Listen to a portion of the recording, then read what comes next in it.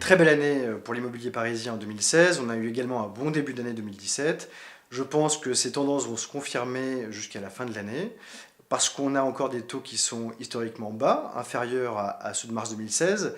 Malgré une lente ascension, les conditions de financement restent favorables aux ménages aisés comme aux ménages modestes. Et puis l'amour de la pierre des Français se confirme, donc il n'y a pas de raison que cette année il y ait un recul des ventes.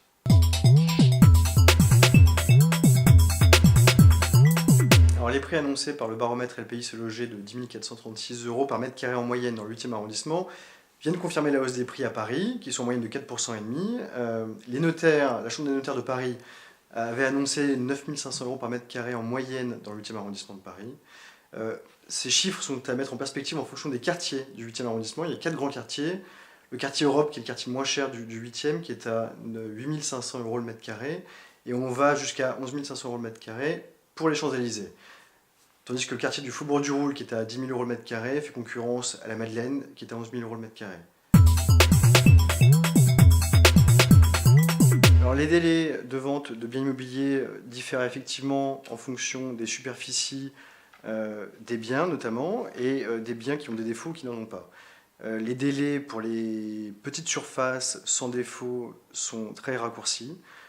On est en moyenne à quelques semaines de délai de vente pour des petites surfaces, des studios à des 2 pièces.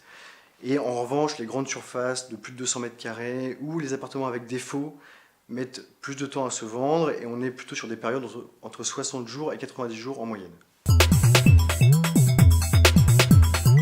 Alors, je conseillerais aux investisseurs comme quartier, le quartier Europe pour le 8e arrondissement de Paris, parce que c'est le quartier qui a le plus perdu dans le 8e. On est à moins 12% en valeur d'après les notaires de Paris. Et on a des valeurs locatives qui sont similaires aux Champs-Élysées notamment. On est à peine 8% d'écart, on est à 24 € le mètre carré pour le quartier Europe. Donc je conseillerais aux investisseurs d'aller se positionner sur des petites surfaces dans ce quartier-là, parce qu'on a un foncier à 8 500 € le mètre carré qui est proche des moyennes de Paris en général.